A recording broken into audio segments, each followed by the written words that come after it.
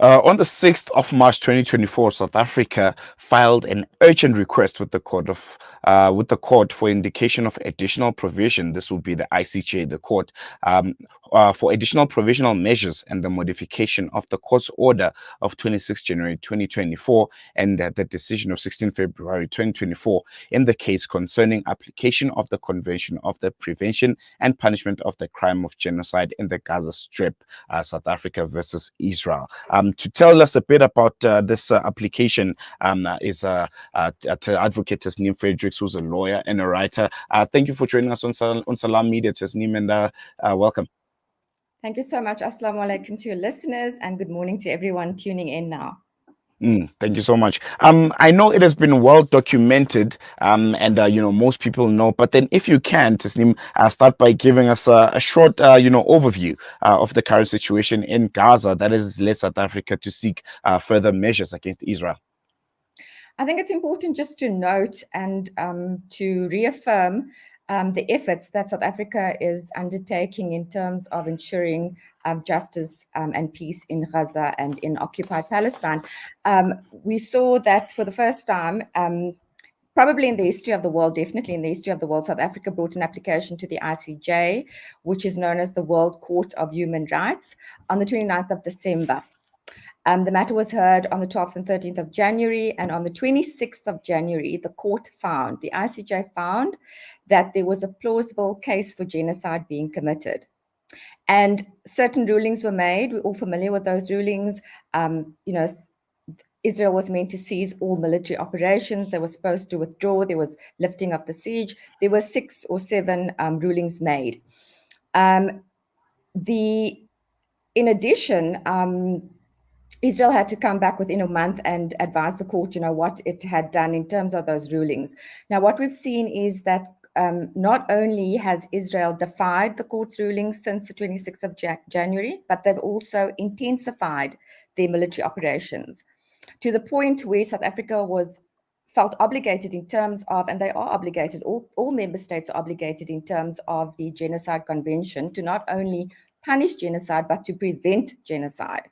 So it's quite shocking that we don't have other member states coming and flooding, the doors or the offices of the ICJ, because they equally have an obligation. So South Africa came on the 15th of February saying that this evacuation from the north to the south to Rafah city was going to increase the threat of to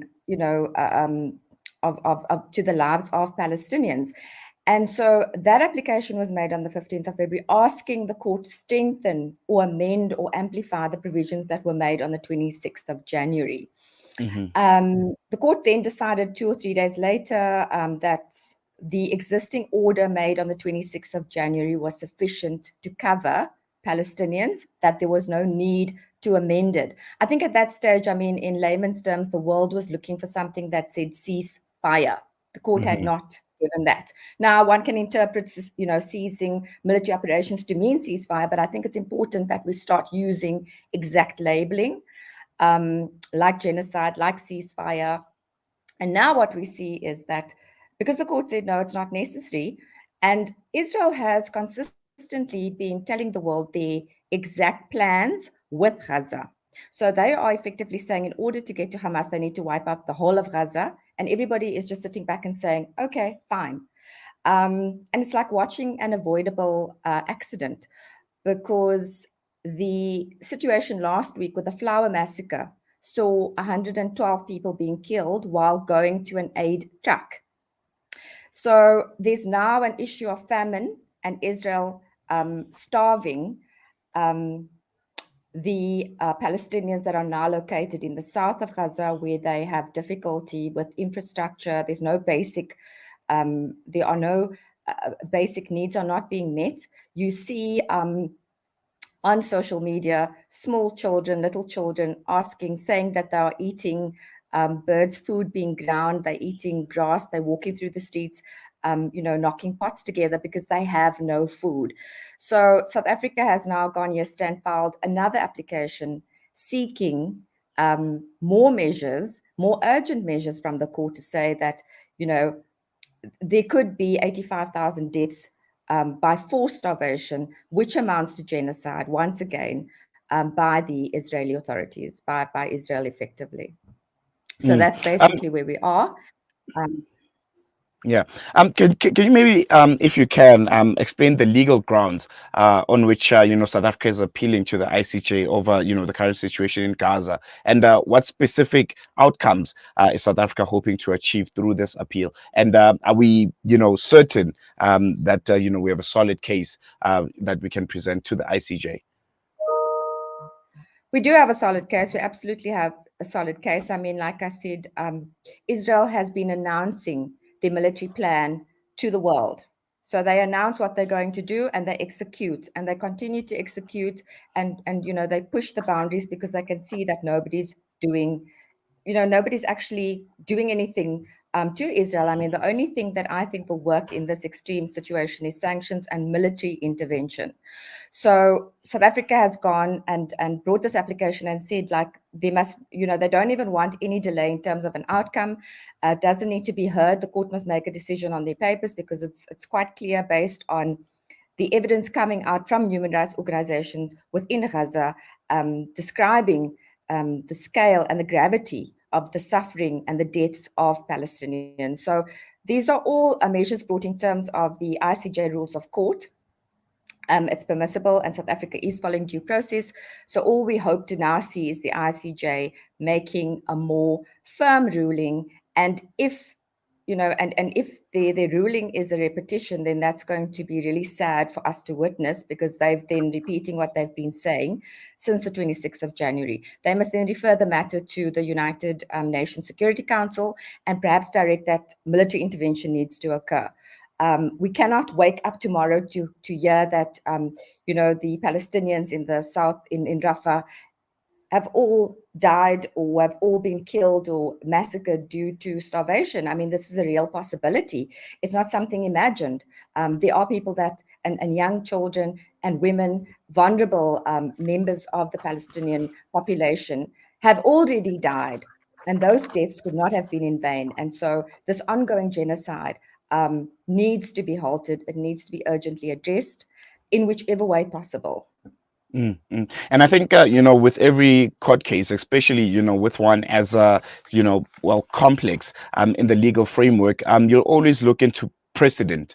Are there any, precedents or cases where the ICJ's involvement has led to significant changes or resolution in international conflicts or human rights abuses?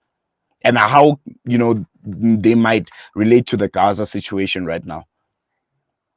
So, if you look at the support that was given by countries that are now opposed and on the side of Israel to a genocide case, we have the Gambia versus Myanmar case, where the court made exact rulings like the rulings they made in the case against Israel during this ongoing genocide in Palestine. So, and then there's an example of, and it goes back in time, but there's an example where the court had intervened with military intervention, and there is provision made for that. And I think it was in the case against Korea. So definitely, I mean, if the court wants to make interventions, there are legal measures that can be imposed. And I think it now goes to the willingness of the World Court of Human Rights to actively engage and want to prevent on this ongoing genocide in Gaza at the moment. Looking at the previous cases and how the ICJ has responded, and when I say previous, I mean specifically with the Israeli versus South Africa and the Gaza. I mean the cases where it was brought on that Israel is committing genocide. Is the ICJ still an institution that we can look into and say we might get remedial actions from them? Look at how they responded with the previous two cases and where we are now. Are they still an authority that can be trusted in bringing about change to the people of Gaza, and not only to them, but to all the other people across the world that might look into it when presented with a situation like this? I think it's important in terms of international law that the court is actually doing its job. So it is following process. Of course, the United Nations as an institution, we can't deny, have failed the Palestinian largely. This is an issue that should have been addressed 75 years ago. We've seen the intentional violation of international law by Israel without consequences. And I think what is important in the ICJ ruling of the 26th of January is that there is the following phase or stage of the court is to then bring Israel to book and have that full-on trial happening much later, where genocide will definitely be confirmed. I mean, we don't need to wait for the ICJ to make a ruling. I mean, as ordinary citizens of the world, we can see from the palm of our hand when we hold our phones that this is, undoubtedly genocide being affected against the Palestinian population. And we see this ethnic cleansing, this systemic ethnic cleansing and incidences of ethnic cleansing outside of Gaza as well. So it's very difficult because these rulings are now very symbolic, but sometimes symbols are important. I don't want to say that the ICJ is losing standing. I would like to see some action coming out of the ICJ, and this is why it's important for South Africa to keep going back. At which point, if one can now see there's a pattern where the court is doing nothing, then I think, they will lose their standing, they will lose their credibility. And I think we know that the ICJ is not meant to be a court with teeth, with the necessary, ability to execute. So the ICJ doesn't have a sheriff, it doesn't have an army, it doesn't have the ability to execute. But then what it needs to do is refer their matters, which they can do and they haven't done, to state or partner arms of the United Nations to then execute. So that vacuum or that gap must not be left open. It needs to be referred then to the executive arm, and something then needs to happen. And just lastly, before I let you go, South Africa has filed that application. What now? What happens next? What can South Africans and the rest of the international community expect going forward? Well, we can wait for the outcome. Israel, I don't know if they'll be given an opportunity to respond, but the South African court has said, this matter is now urgent. There are 85,000 Palestinians facing starvation. Can the court make a better amplified ruling that will see Israel desisting from the intensified military operations against the Palestinians in Rafah, Gaza? No, I think we're going to leave it there. Advocate Tasneem Fredericks, the lawyer and Palestinian activist. Thank you so much. I think we have to catch up with you as soon as there's any, outcome coming out of ICJ, so that you can break it down for us and that we could understand it further. But for now, we're going to leave it here. Jazakallah so much. Jazakallah. Assalamu alaikum. Thank you so much.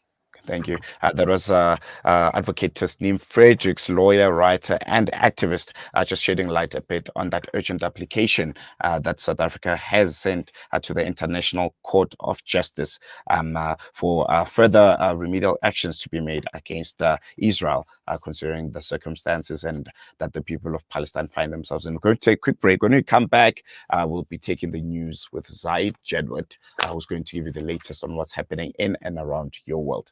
More after this.